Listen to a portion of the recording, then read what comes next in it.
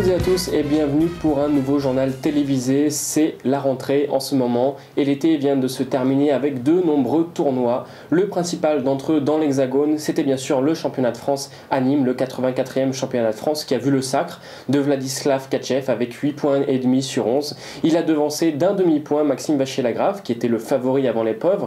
Ils ont respectivement 2 points et demi et 2 points d'avance sur le troisième, Laurent Fressinet. Donc c'est une grande performance réalisée par ces deux joueurs.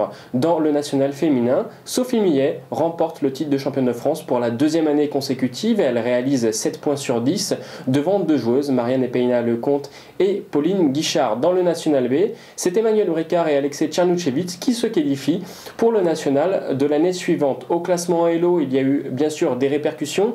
Maxime Vachier-Lagrave reprend la première place du classement devant Étienne Bacrot. Vladislav Tchatchev, quant à lui, avec 2669, reprend la troisième place à Laurent Fressinet. Pendant tout l'été, il y a eu de nombreuses performances côté français et notamment celle de François Fargère à Barcelone fin août qui a réalisé sa première norme de grand maître international. Une très jolie performance. Il termine deuxième de ce très fort Open devant une quinzaine de grands maîtres. Deux autres normes de maîtres internationaux ont été réalisées par Laurie Delorme et Desmut. Donc en Autriche et en Suisse, superbe performance également de la part de ces jeunes Français. À l'étranger, au mois d'août, on a vu le comeback de Vassili Ivanchuk, l'Ukrainien, qui avait perdu près de 50 points Elo, il était 2703. Il a réalisé une très grande performance à Jermouk en Arménie. Il a remporté en solitaire le Grand Prix FIDE devant Levon Aronian, mais c'est bel et bien l'Arménien Levon Aronian qui gagne donc sur l'ensemble des Grands Prix la première place. Il réalise donc une très belle performance avec 8 points sur 11, juste derrière Vassili Ivanchuk. Un peu plus près de chez nous, à Amsterdam, vient de se terminer un tournoi maintenant qu'on a l'habitude de voir. Cette année, c'était l'expérience contre les Rising Stars, donc les étoiles montantes. Cette année, les organisateurs ont décidé de renforcer l'équipe expérience avec des joueurs comme Peter Svidler ou Nielsen. Bien leur a appris puisque l'expérience a remporté le match contre les jeunes 27,5 et 22,5. Il y avait quand même de belles pointures chez les jeunes avec des jeunes joueurs comme Oudifan, Nakamura, Caruana, Smith, Telwagen. C'est finalement Smith qui est le premier jeune et qui se qualifie pour l'année prochaine pour le tournoi Amber. Le premier jeune avait sa place qualificative pour le tournoi de l'année prochaine.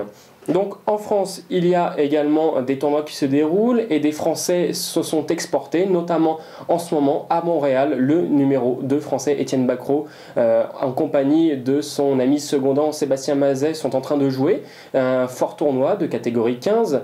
Pour l'instant, Bacrot et également un autre ami d'Étienne, Naïdic, sont en tête avec 5 points sur 7.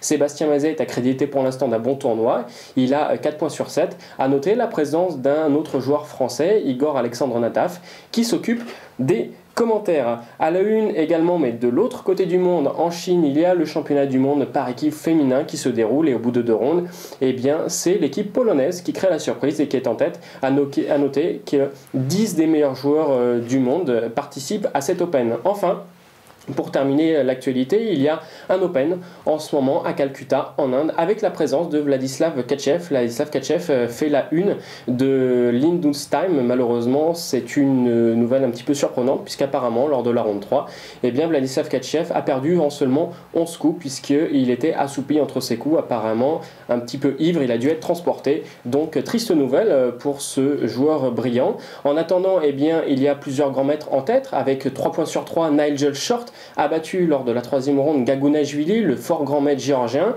Et on voit dans cette position que c'est au blanc de jouer. Comment jouer et gagner dans cette position ? L'anglais a joué tour D, prend C7. Il en est suivi donc tour C8, prend C7 forcé. Maintenant, quel tour prendre ? Plutôt la tour B6. Pourquoi ? Puisque sur tour prend B6, les noirs sont forcés de regagner leur pièce par tour prend C4 et maintenant il y a un échec meurtrier en B8 avec tour B8 échec. Ici Gagunashvili a abandonné. Pourquoi ? Puisque roi F7, il y aurait simplement tour F8, échec et mat. Rendez-vous à très bientôt pour un nouveau journal télévisé. Au revoir.